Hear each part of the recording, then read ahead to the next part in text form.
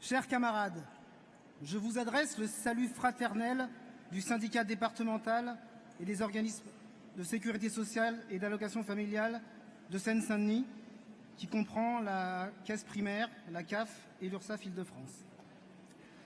Nous sommes confrontés à une offensive du gouvernement contre la sécurité sociale et son personnel, au travers des mutualisations, des externalisations et des restructurations, entre autres Tram pour l'assurance maladie, DSI 2018 pour l'informatique du recouvrement et localement URSSAF 2020 et l'URSSAF Île-de-France, qui sont les instruments de suppression de milliers de postes dans tous les organismes de sécu, de mobilité géographique et fonctionnelle pour le personnel et de fermeture de sites et de services.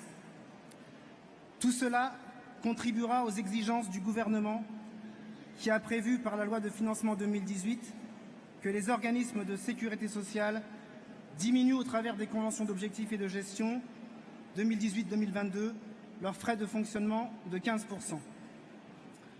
On ne peut que se féliciter de la position de la Confédération qui s'est prononcée contre la LFSS 2018.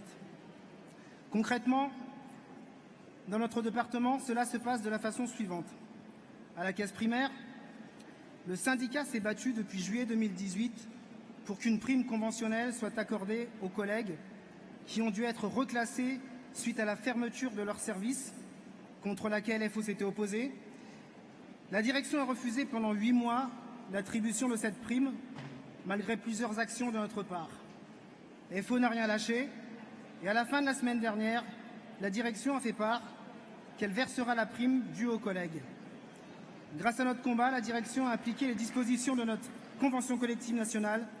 À noter que seule la section FO dans cet organisme a mené cette bagarre.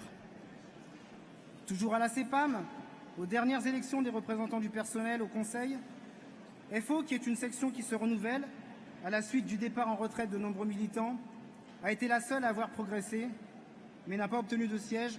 Ce n'est qu'une partie remise, je l'espère. Dans la branche recouvrement où je travaille, les informaticiens de la branche recouvrement ont été rattachés à la COS, la Caisse nationale, au 1er janvier 2018, pour entre autres réaliser des millions d'euros d'économies. 90 salariés de l'URSSAF Île-de-France ont donc subi cette restructuration. Parmi eux, certains doivent bénéficier d'une prime de mobilité, mais comme à la CEPAM, la direction de l'URSSAF Île-de-France ne s'est pas empressée de leur attribuer cette prime. Elle aurait pu le faire jusqu'au 31 décembre 2017, mais elle a refilé la patate chaude à la COS. Nous avons dû intervenir en tant que délégué syndical de l'URSSAF auprès de la COS pour 9 d'entre eux. À ce jour, 7 ont obtenu cette prime et nous nous battons pour que les 2 autres collègues l'obtiennent.